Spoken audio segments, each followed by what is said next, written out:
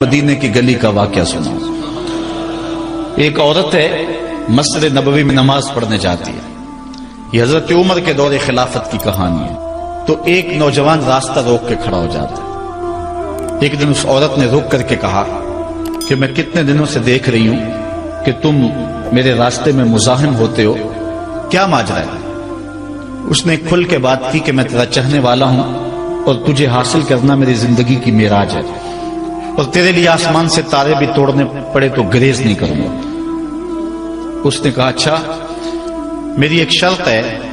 اس نے کہا بتاؤ، جلدی بتاؤ، لب کھولو، میں ابھی پوری کر دوں گا۔ کہا نہیں، چھوٹی سی بات ہے، 40 دن تک حضرت عمر کے پیچھے نمازیں پڑھ لو، اس کے بعد 40ویں دن کی آخری نماز کے بعد اسی وقت میں تمہارا انتظار کروں گی، پھر جدھر کہو گے چل پڑیں گے۔ کہا ٹھیک، یہ کون سی مشکل بات ہوئی 40 دن نمازیں پڑھنے سے؟ اگر تو مل جائے تو میرے لیے کون سا یہ مشکل معاملہ ہے۔ 40 دن حضرت عمر کے پیچھے نمازیں چلتی رہی، دل کی دنیا تبدیل ہوتی رہی۔ 40ویں دن کی آخری نماز کے بعد جب وہ نوجوان واپس پلٹنے لگا تو وہ لڑکی حسب وعدہ وہاں کھڑی تھی، لیکن اس نے دیکھا نہیں، یہ نظر جھکا کے گزر رہا ہے۔ اس نے کہا جانے والے توجہ کر، میں تیرے لیے کھڑی ہوں۔ کہا خیر سے کھڑی رہو۔ عمر نے دل کا تعلق رب سے جوڑ دیا۔ اگر میرے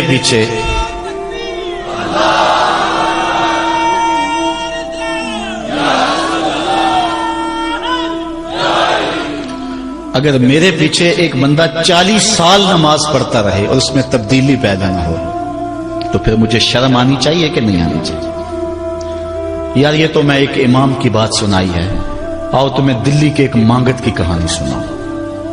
دلی کی جامع مسجد کی سیڑھیوں پہ ایک مانگنے والا بیٹھا ہوا ہے۔ ایک بہت بڑا انگریز افسر مسجد کی وزٹ کے لیے آیا، اس نے ہاتھ پھیلا دیا، اس نے اپنی جیب سے پرس نکال کر کے چند روپے اس کی جیب میں رکھے، دوبارہ جب پرس ڈالنے لگا تو پرس گر گیا۔ اس مانگنے والے نے وہ پرس اٹھا کے سنبھال لیا۔ خیر کچھ وقت گزرا، 1 سال کے بعد دوبارہ وہی افسر اس مسجد کی زیارت کے لیے، مسجد کو دیکھنے کے لیے، سیر کے لیے دوبارہ آیا تو فقیر نے پہچان لیا کہ یہ وہی ہے۔ اس نے کہا بابو جان ذرا 2 لمحوں کے لیے رکنا۔ کہا کیا ماجرا ہے؟ کہا بس 2 لمحوں کے لیے۔ دوڑ کے گیا، اپنی کٹیا سے وہ پرس نکال کے لے آیا اور اس کے ہاتھ میں کہا کہ پچھلے سال آپ آئے تھے، آپ کا یہ پرس گر گیا تھا آپ کی جیب سے، میں ڈھونڈتا رہا لیکن آپ نہیں مل پائے، میں نے سنبھال کے رکھا تھا کہ شاید دوبارہ کبھی ملیں تو میں ان کو دے دوں گا۔ اس کی آنکھیں پھٹی کی پھٹی رہ گئی۔ اس نے کہا جو ٹگا ٹگا مانگ رہا ہے، اتنا قیمتی پرس اور اس میں اتنی رقم، وہ آسودہ زندگی گزار سکتا تھا، تو یہ پرس واپس کیوں کر رہا ہے؟ اس نے کہا مانگنے کی بات اور ہے لیکن یہاں ماجرا اور ہے۔ اس نے کہا کیا ماجرا ہے؟ اس نے کہا کہ اگر تیرا پرس میں سنبھال لیتا، رکھ لیتا، کام آ جاتا، 4 دن کی زندگی ایسے سے گزر جاتی، لیکن مسئلہ یہ نہیں ہے، مسئلہ یہ ہے تو عیسائی ہے اور میں حضور کا غلام ہوں۔ کل قیامت کے دن اگر تیرے نبی حضرت عیسیٰ نے میرے نبی کے سامنے شکایت لگا دی کہ آپ کے امتی نے میرے امتی کا پرس چرایا تھا، تو پھر میرے نبی کو تیرے نبی کے سامنے شرمندگی اٹھانی پڑے گی۔ تو میں مانگت ضرور ہوں، بے غیرت نہیں ہوں کہ اپنے نبی کو تیرے نبی کے سامنے شرمندہ کروں۔ یہ تو مانگتوں کی کہانی ہے، آج تو بادشاہ لوٹ رہے ہیں، آج تو پیٹ بھر ہی نہیں رہے ہیں اور ہم کہتے ہیں ٹکڑے ٹکڑے کر دیں گے، یہ زبانی دعوے ہیں، جمع خرچ ہیں۔ ایسا نہیں ہوگا، آؤ اپنے اندر تبدیلی پیدا کریں۔ ہم اپنی ماضی کی تاریخ پڑھتے ہیں تو حیرت زدہ ہو جاتے ہیں، لوگوں میں کتنی اخلاقی بلندی تھی، آج ہمارے اخلاق لٹ گئے ہیں، آج ہمارا کردار نہیں رہا۔ ہم مدینے کی گلی میں پھر دوبارہ چلتے ہیں۔ حضرت عمر رضی اللہ تعالیٰ عنہ کا دربار لگا ہے، ایک شخص کو پکڑ کر لوگ لے آتے ہیں کہ شخص نے ہمارے باپ کو قتل کر دیا۔ حضرت عمر رضی اللہ تعالیٰ عنہ نے پوچھا کیا ماجرا ہے بھائی؟ اس نے کہا جی واقعی میں ان کے باپ کا قاتل ہوں، لیکن میں نے قصداً قتل نہیں کیا۔ ہوا یہ کہ میں ایک مسافر ہوں، جا رہا تھا، راستے کے اندر سبز چراگاہ تھی، میرا اونٹ بھوکا تھا، اس چراگاہ میں داخل ہو گیا، اس کے بوڑھے باپ نے پتھر اٹھایا اور میرے اونٹ کو مارا، اس کی آنکھ نکل گئی، مجھے بڑا غصہ آیا، میں نے وہی پتھر اٹھا کر اس کے باپ کو دے مارا، لیکن وہ ایسے ٹکانے پہ لگا کہ اس کا باپ فوراً فوت ہو گیا۔ میرا قصد اور ارادہ نہیں تھا، لیکن بہرحال میں اس بات کا اقراری ہوں کہ میں نے اس کے باپ کو قتل کر دیا ہے۔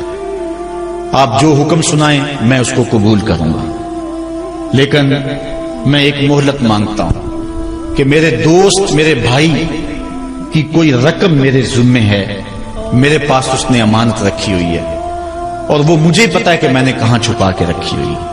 اگر آپ فیصلہ کر دیتے اور میری گردن کاٹ دی جاتی ہے تو وہ امانت جو میں نے رکھی ہوئی ہے سنبھال کر کے، میرے علاوہ کوئی جانتا بھی نہیں ہے، تو وہ اس تک کون پہنچائے گا؟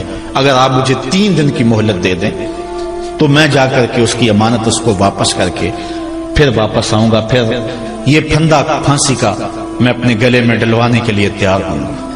حضرت عمر رضی اللہ تعالیٰ عنہ نے فرمایا کہ کوئی شخص تیری ضمانت دے دے تو ہم تجھے چھٹی دینے کے لیے تیار ہیں۔ اس نے دائیں بائیں دیکھا، پورے مدینے میں اس کا کوئی شناسہ ہی نہیں تھا، واقف ہی نہیں تھا، ایک اجنبی شخص تھا۔ حضرت ابو ذر غفاری کھڑے ہو گئے، کہا حضرت عمر میں اس کی ضمانت دیتا ہوں۔ ضمانت دے دی گئی، وہ چلا گیا۔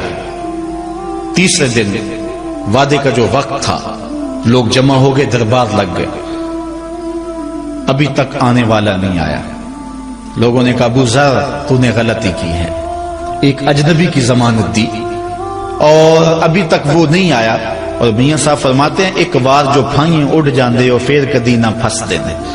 ظاہر ہے وہ چلا گیا، واپس تو نہیں پلٹ کے آئے گا، اسے پتا ہے کہ آگے سیدھی سیدھی میری موت ہے، تو تم نے یہ کیا غلطی کی؟ خیر آپ نے فرمایا کہ اگر وہ نہ آیا تو یہ پھانسی کا پھندا میرے گلے میں ڈال لینا، لیکن بہرحال میں نے اس کی ضمانت دی۔ کچھ عرصہ بیتا کہ دور سے گرد و غبار اڑتا ہوا دکھائی دیا۔ جب صورت واضح ہوئی تو وہی شخص تھا۔ حضرت عمر فاروق رضی اللہ تعالیٰ عنہ کے دربار میں کھڑا ہو کہنے لگا حضرت کسی وجہ سے تاخیر سے پہنچا ہوں، معذرت چاہتا ہوں، اب جو حکم ہے پورا کیجیے۔ حضرت عمر رضی اللہ تعالیٰ عنہ اس کے پھانسی کے احکامات جاری کر چکے تھے۔ آپ نے فرمایا کہ ابو ذر یہ بتا کہ تو نے اس کی ضمانت کیسے دی جب تو اسے جانتا نہیں تھا؟